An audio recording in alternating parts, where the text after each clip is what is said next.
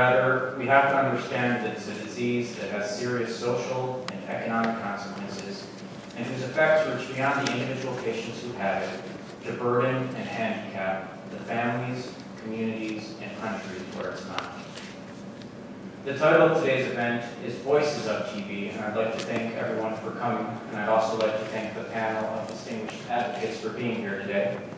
They traveled from very far and have had a busy schedule this week, giving interviews and briefings to a wide variety of audiences.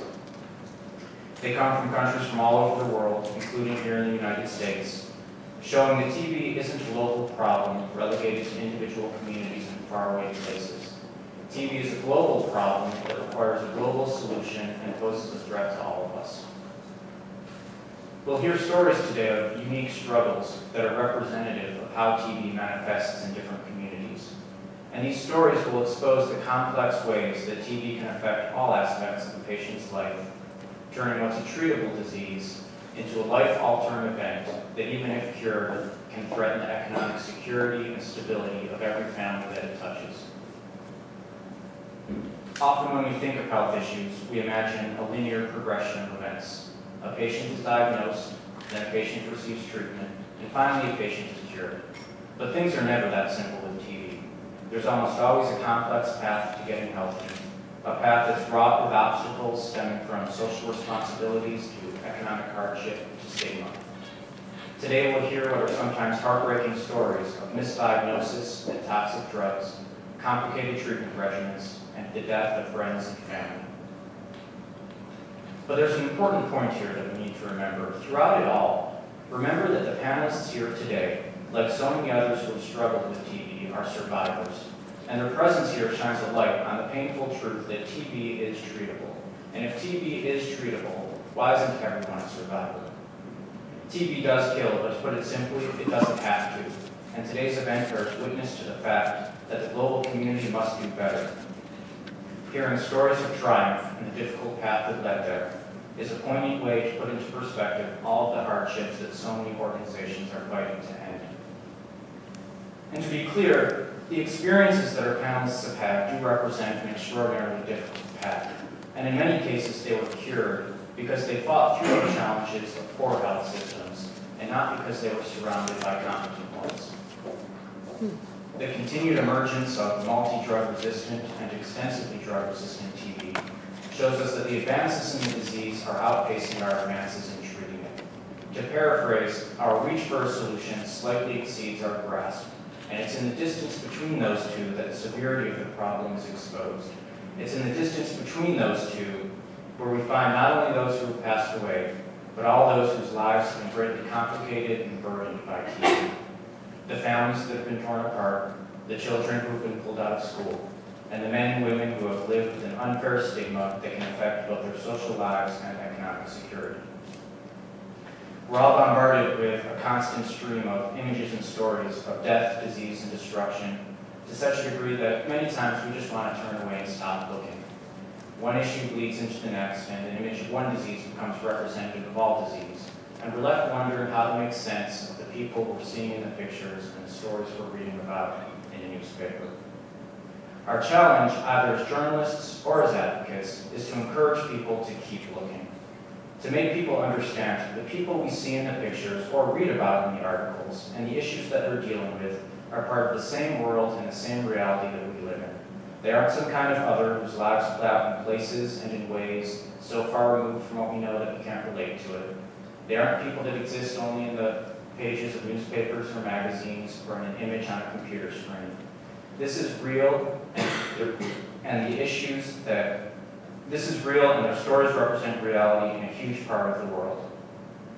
The panelists here today are a testament to that, and it's an honor for me to be here because too often we focus on the tragedy, and their stories force us to consider the triumph. We're now going to hear from each of the panelists as they tell their remarkable stories, and they're all quite inspiring. I'm going to keep my introductions brief so we can hear their stories in their voices. First, we'll hear from Francis George Apina, who comes from Nyanza, Kenya. Francis was diagnosed with TB in 2004. He helped found the network Men Living with HIV/AIDS in Kenya, and he currently works as a TB HIV program manager with that organization.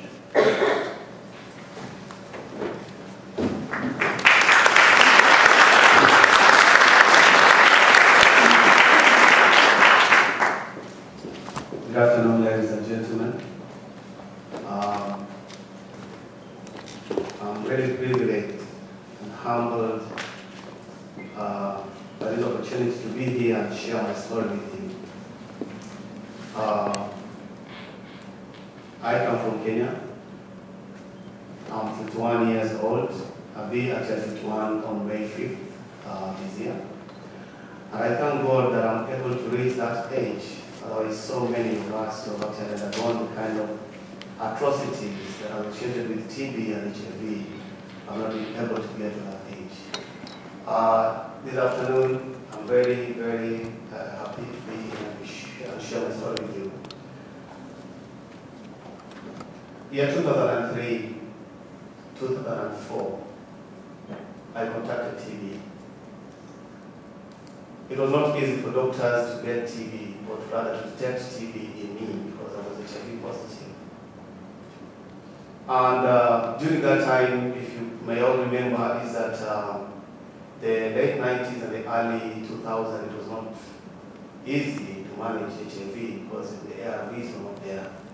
So because of mismanagement, I would say mismanagement because I was not given enough information to be able to manage myself in terms of treatment adherence and the availability of the ARVs. So the doctor could just prescribe a medicine, then I could go to where to buy the medicine. So I could just buy a medicine for 1 week, for maybe for a month, and then the next month I don't take the ARVs, you can imagine.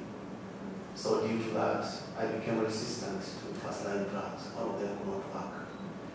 At that point in time, I lost weight and I was actually totally wasted and could not do anything else. It's that very time that TB took advantage of very low immunity. I was only having CD4/7, you know, and when you have that kind of immune system, definitely all sorts of diseases will definitely come in because there is no mechanism to be able to fight back the diseases. So I contacted TB at that particular time. I had Kaposi's sarcoma. I was anemic. I did not have enough blood. The doctors tried for around 6 months to be able to get whether I had TB or not, but it wasn't possible. But I thank God for just one decision of my doctor who just looked at me and said, "No, Francis, I have to put you on TB medication because the presentation, the clinical presentation that you show definitely tells me that you are TB." And that is actually what saved my life. I was treated at the government hospital, that is Bagari Hospital in Nairobi, which is funded by Global Fund and USAID programs. And after 8 months, they did tests, and I did not have the bacteria. But I still had my HIV and managing it. Ladies and gentlemen, it is not easy for most patients in Africa, and more so when you have HIV and you get TB. It's like a death sentence. The kind of pill burden that I was taking at that particular time, it was not easy. For the 8 months that I was on treatment, at the same time being initiated into the second line treatment of ARVs was never easy because we have so many drugs that you take for second line. And then with the medication of TB, especially the intensive months of 2 months, it was very difficult. I did not know that I would make it. But I thank God I made it. And I was able to complete my treatment. But that is not all. Even today, thousands and millions of people in Africa or in the developing world are dying because they are not able to access the kind of services that I was trying to get. Diagnosing TB in people with HIV is not easy in Africa. The only mechanism that is being used is actually the old microscopy, which does not detect TB in people with HIV. And the culture is also not accessible. I would say it's not accessible because it takes a longer time before the results are given. And at that time, people do lose a lot of their lives in between. The drugs, for 8 months, some people do give up because of lack of proper information. The communities and the patients are not empowered enough to actually understand why they should be able to take their drugs consistently until they finish the course of 8 to 6 months or so. But because this is an area that has actually been neglected, many times you go to take your drugs, you are just given the drugs and you're left to go and administer it on your own and probably come back to replenish your stock, but you're not given the information that is required.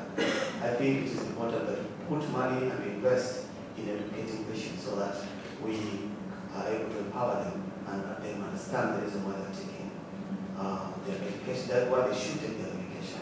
And I think it is because of this, that's why we are getting more and more people becoming resistant to TB drugs, the first-line drugs, and now an emergence of MDR, next year TB. Ladies and gentlemen, I think I would really count myself as being very lucky to be alive today for my family and for my friends, for people who know me, and more so now for the TB and HIV infected community. They have no voices. They could not be here to speak with you today. And I'm privileged to be here to speak on their behalf because I know they are undergoing a problem that I underwent. I would not want to see people who experience the kind of experience that I got when I was down in bed, could not do anything, and was left for dead. I'm very happy that your effort has actually been able to make some of us alive. I know you've been seeing a lot of data on TB, success rate of treatment, and everything.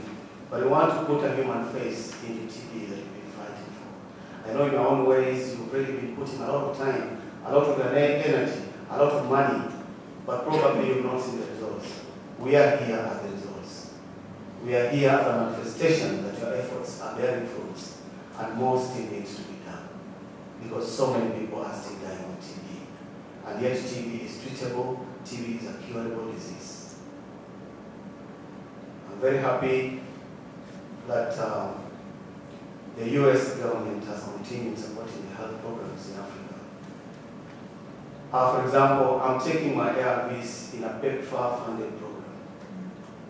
I was treated in a government hospital funded and supported by USAID and Global Fund. That shows you the kind of support that really helped back at home, because you constitute up to around 82% of our funding that goes towards TB, TB treatment and management, and the program, the control programs. So what I would say is that we continue. Our being here should be a motivating to you people. You get motivated so that at least you put more money into investing in treating people in developing countries. I know time is not on my side because I could talk for more than the time that I've been given. But I want to thank you because I've been able to speak on behalf of the voiceless. Because of that, I was able now to come and put together an organization that I work for, Network of Men with HIV and AIDS. And through that, I've actually gotten a platform to be able to serve in several international bodies that actually deal with HIV. And because of that, I have an opportunity to be able to talk the voice of people who are suffering from TB and those who are infected with HIV. I am currently serving as a CTF member in the Stop TB Partnership on TB/HIV Working Group, where I do my contribution and speak on behalf of the community. I'm in the TB Alliance Stakeholders Association as patients representative or community representative, ensuring that we get drugs as fast as possible so that TB can be treated even with the shortest time possible, possibly 2 weeks or 10 days, for example, so that people don't have to abandon their treatment because of the duration that is unbearable. Otherwise, thank you so much, ladies and gentlemen, for this opportunity, and I hope our being here will make a difference and will also motivate you to continue working hard so that you really leverage and rather help our government to be able to address TB and eliminate TB and stop TB, not only in my lifetime, but in my children and my grandchildren's lifetime. Thank you.